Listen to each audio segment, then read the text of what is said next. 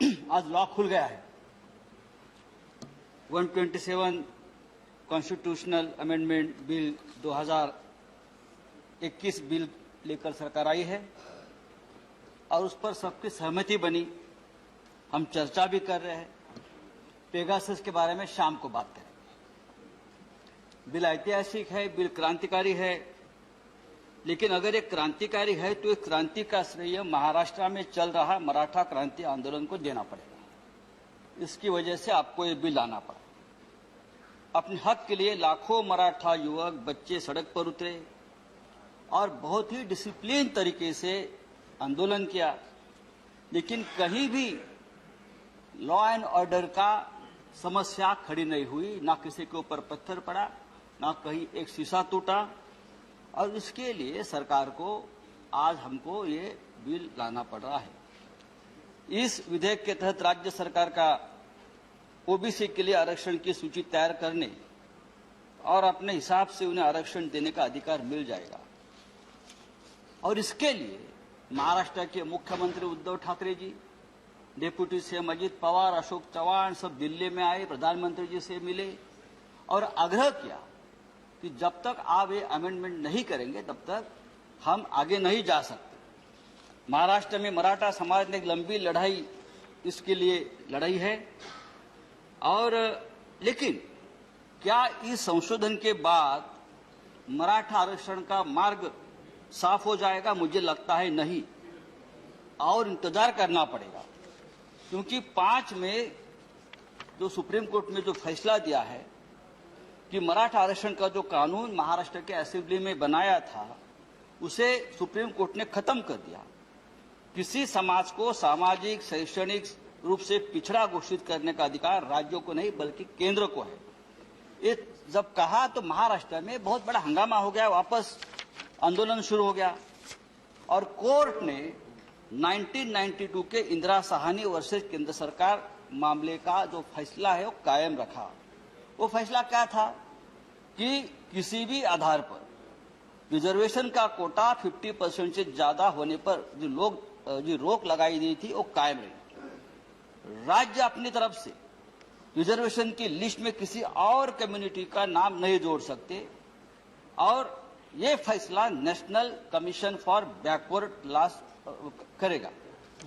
ये जो राष्ट्रीय पिछड़ा आयोग है जो 2018 में मोदी सरकार ने बनाया, 2018 में 102वां जो अमेंडमेंट किया, क्लॉज 342A पेश किया और इस अमेंडमेंट के तरह उनको जो अधिकार दिया है उस कमीशन को, तो उससे क्या हो गया कि पूरे राज्य के अधिकार जो है वो केंद्र को आ गए।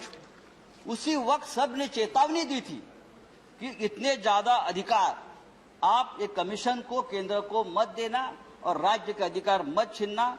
लेकिन सरकार ने उस वक्त जो गलती की थी और गलती के बावजूद सरकार अपनी ही पीठ थपथपा लेने लगी थी। बात ऐसी है, ये आदत है, उससे सीखना चाहिए। गलती का भी इवेंट कैसा करें? संजय जी चेयर को गलती का भी इवेंट, फिर गलती दुरुस्त करने के बाद उसका उत्सव मनाने का इवेंट, ये सरकार से सीखना चाहिए। और उनको ये इतना कॉन्फिडेंस कहां से आता है ये मुझे मालूम नहीं। अगर इतना कॉन्फिडेंस है थोड़ा हमारे पास उधार दे दो, यहाँ भी थोड़ा कॉन्फिडेंस की जरूरत है। सर आज आप ये बिल लेकर आए हैं, लेकिन ये बिल आधा अधूरा है। ये बिल में आपने अमेंडमेंट के बावजूद भी जब तक आप आरक्षण पर जो 50% का जो सीलिंग आपने रखा है वो 30 साल पुराना है। 30 साल हो गए। 30 साल में वो ऊपर अगर आप नहीं बढ़ाओगे तो ये आज अमेंडमेंट किया है और कुछ आप बदलाव करेंगे, कुछ नहीं। यहाँ इस सदन में देखिए हमारे छत्रपति संभाजी राजे बैठे हैं, ये आंदोलन के नेता थे। छत्रपति जी हमारे कोल्हापुर के ये जो आंदोलन चला सबसे बड़े नेता तो छत्रपति साहब थे हमारे। आज उनको भी यही भावना है कि 50% का आरक्षण जो है उसकी मर्यादा बढ़नी चाहिए। सर आज महाराष्ट्र में नहीं देश भर के ओबीसी बीसी के लाखों युवा अपनी तरफ देख रहे हैं कि हम क्या करने जा रहे हैं। महाराष्ट्र छत्रपति शिवाजी महाराज की भूमि है। हमारे हाथों में हमेशा राष्ट्र की संरक्षण के लिए एक तो तलवार रही या बंदूक रही है, आपको मालूम है, और ये हमारा धंधा रहा है। हमारे हाथों में कभी तागड़ी तराजू नहीं आया, ना चोपड़ी आई, हम तो लड़ते रहे, और इसीलिए सामाजिक न्याय की आस लेकर हम यहाँ खड़े हैं। ये सोशल जस्टिस का मामला है, ये पॉलिटिकल सोशल इंजीनियरिंग का मामला नहीं है। सर दो second, sir 2 second.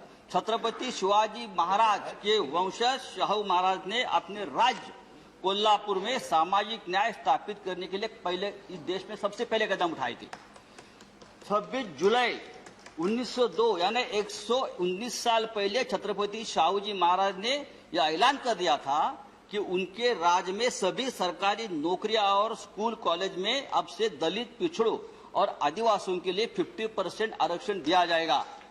SC, ST, OBC का 50% आरक्षण देने वाला वो राजा महाराष्ट्र का था, वो राजा मराठा था। आज वही मराठा समाज महाराष्ट्र में अपने हक के लिए सड़क पर उतरा और न्याय मांग रहा है। उसे नहीं चाहिए, उसे अधिकार चाहिए। और मुझे थैंक यू,